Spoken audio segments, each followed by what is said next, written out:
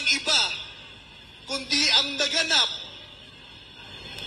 na isang malagim na trahedya na naganap po sa Davao City, sa Sarangani, na dumurog ng maraming puso ng mga Pilipino, hindi lamang po dito sa Pilipinas, bagkus sa labas ng bansa.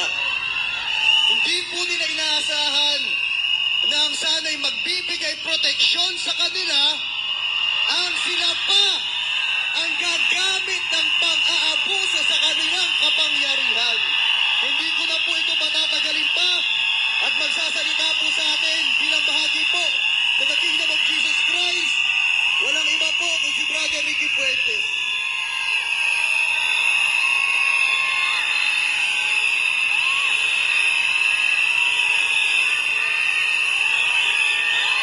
Ang lahat ay sumigaw ng hustisya! Hustisya! Hustisya!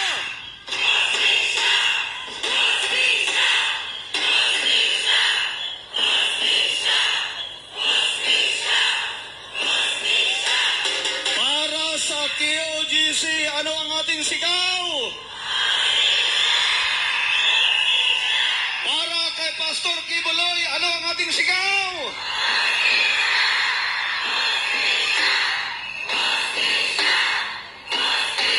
Para sa mga kababayan nating IPs, ano ang ating sigaw?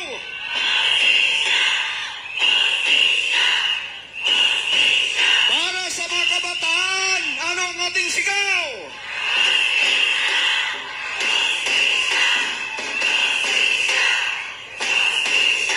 Sa ngalan po ng Kingdom of Jesus Christ Community dito sa NCR at maging sa buong mundo, ang KOGC po ay nakikisa sa buong sambayanang Pilipino na tunay na maisog sa araw nito. June 30, National Day of Protest.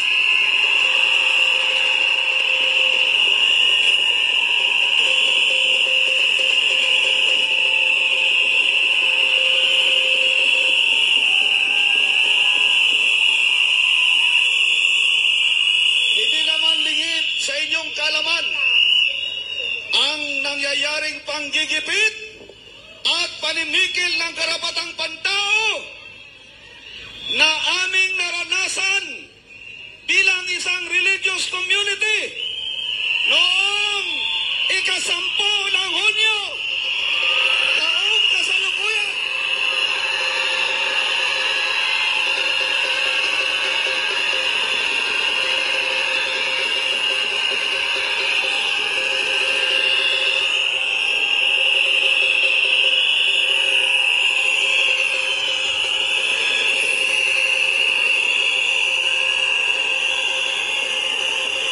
Huwag po natin kalimutan ang araw na yon, June 10, 2024.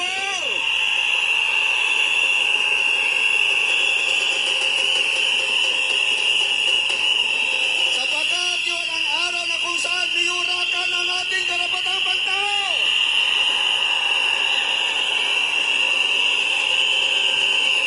Kung ito ay ginawa sa isang religious community, ano pa kaya sa mga ordinaryong mamamayan?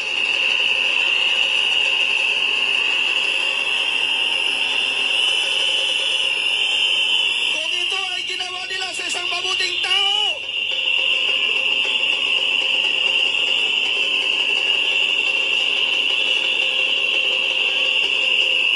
maaari din gagawin nila ito kanino man.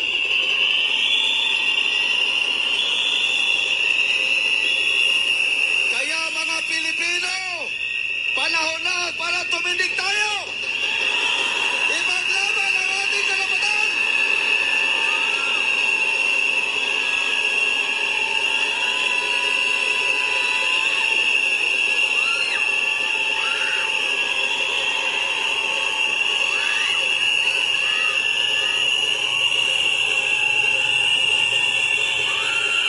Ang isyong ito ay hindi lang ito para kay Pastor Kibuloy.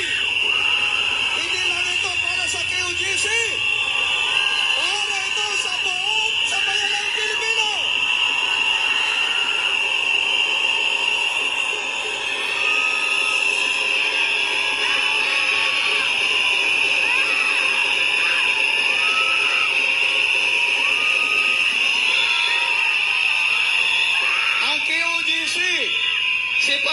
Apollo C. Quiboloy ay wala pong ginawang masama. Pagkos tanindigan at nakipaglaban sa CPP, NPA.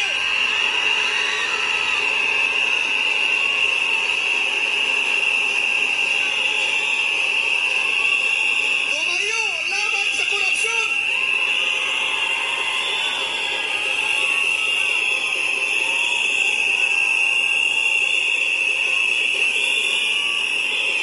Ngunit nakita natin kung ano ang kanilang ginawa. Di ba yan ay panggigipit at paninikil sa karapatang pantao?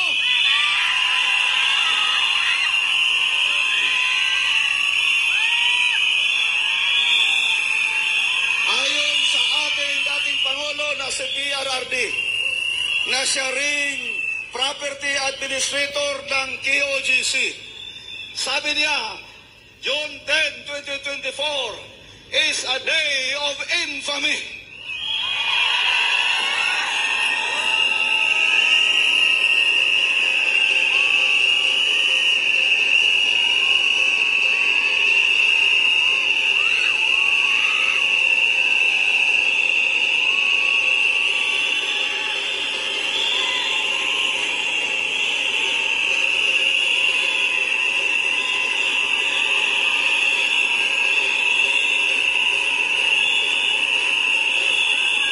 Isipin nyo, limang religious compounds ng KOGC ang sabay-sabay nilang nilusot ng madaling araw.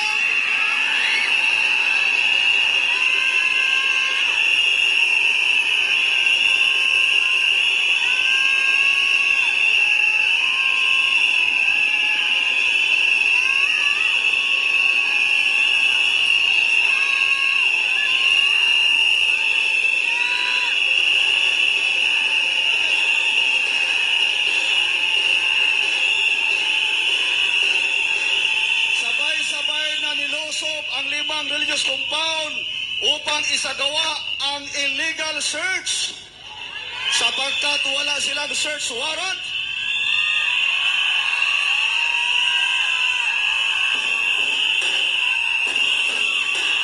Justisya! Justisya! Justisya! Justisya! Justisya! Justisya! Justisya! Justisya!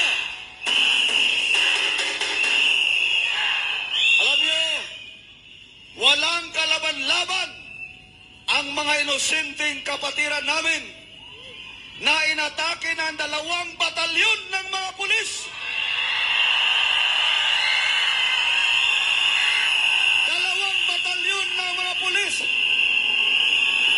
Special Action Force at ng CIDG. Walang awang inatake, nilusog ang aming mga inosenteng kapatiran.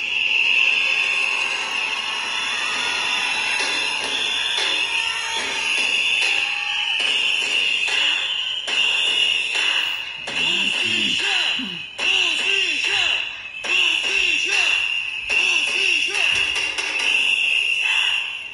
Ang mga inakala nating magtatanggol at puprotekta sa amin ay siya namang nanakit sa mga kabataan at mga kababaihan na nira ng mga gate at pintuan.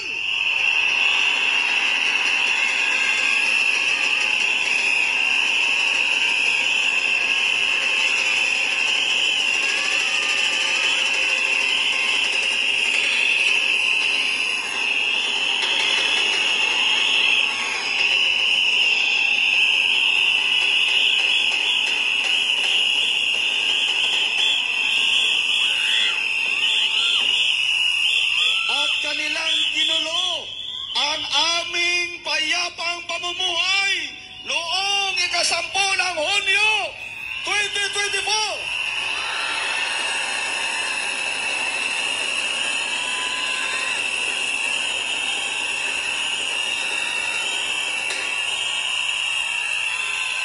At ito ang aming mga katanungan.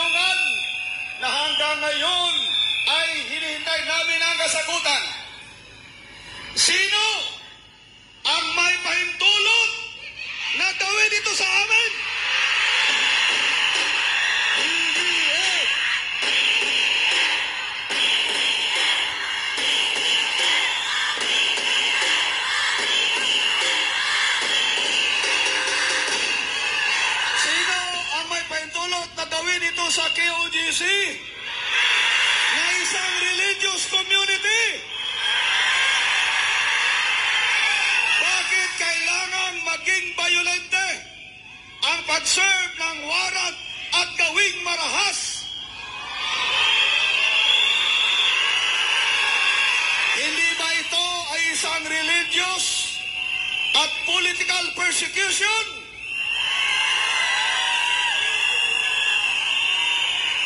May thumbs up o approval ba ito ng Pangulo?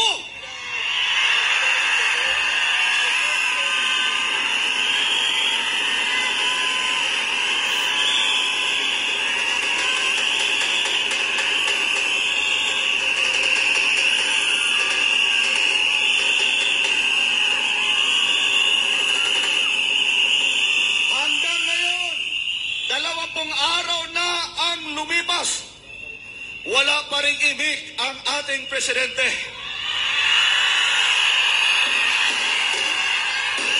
Paano ba mag-imik yan? Bingi at pipi naman yan. Bangag nga ang utak. Nagbulag-bulaga, nagbingi-bingian. Basta may pulburon, ayos na.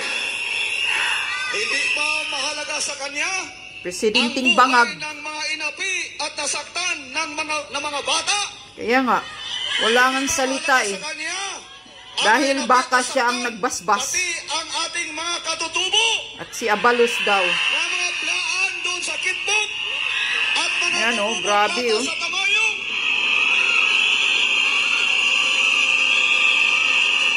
Parang aatake ng mga terorista. Nakakahiya kayo, mga PNP SAP. Kaya nga, marami nang galit sa inyo. Pati Seminay. Dadamay tuloy ang mga mababait na mga SAP. Na ang layunin ay para sa nation building. 2023 pa ay pilit pinatatahimik na mga mambabatas na nasa ating harapan.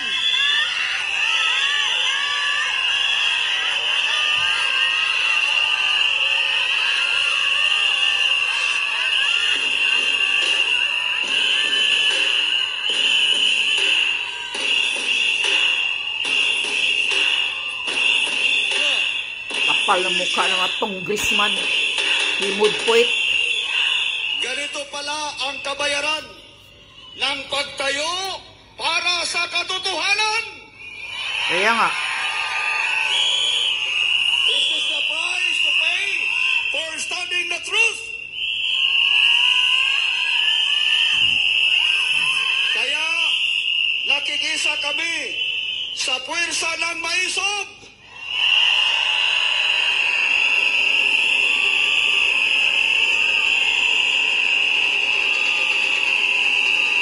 yan, kinulong na si Ka-Eric o si Loren Badoy. Tinumting ng ano, Hindi lamang dito Congress. sa Pilipinas, kundi sa buong mundo.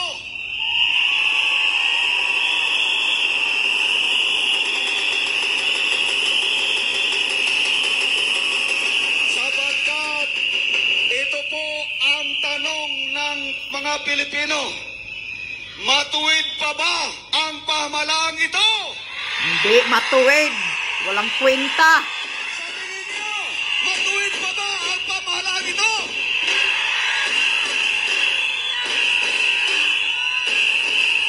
Walang kwenta. Inutil na gobyerno. Marcos Jr. Kaya dalangin namin bilang isang religious community na patubayan ng Diyos ang ating mga pinuno, mga government leaders na lumakad at mamuno ayon sa dakilang kalooban ng Diyos.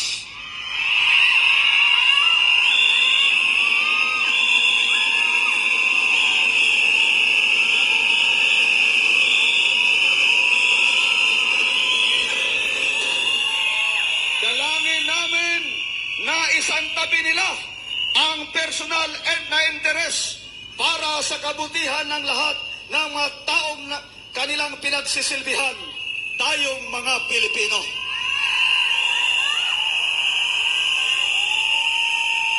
Hinihiling rin natin sa makapangyarihang Ama na magkaroon ng spirit of discernment ang ating mga tagapagtanggol, mga pulis, militar, mga uniform personnel.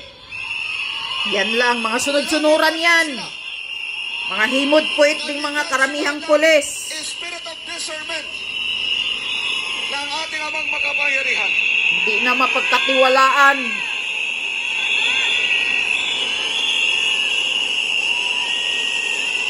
Marami ng abusadong pulis. Maitanim sa kanilang puso ang isang moral compass upang makilala ang tama at mali. Mayroon pa ba kayang moral? Bigyan rin sila ng lakas ng loob na tumanggi dahil sa blind obedience. Kapag ang pagsunod sa otoridad ay magkasalungat sa mga prinsipyo ng batas at moralidad. Kung may utak. Sa ngalan rin ng aming spiritual leader na si Pastor Apollo Sikibuloy, patuloy ang panawagan namin para sa hustisya.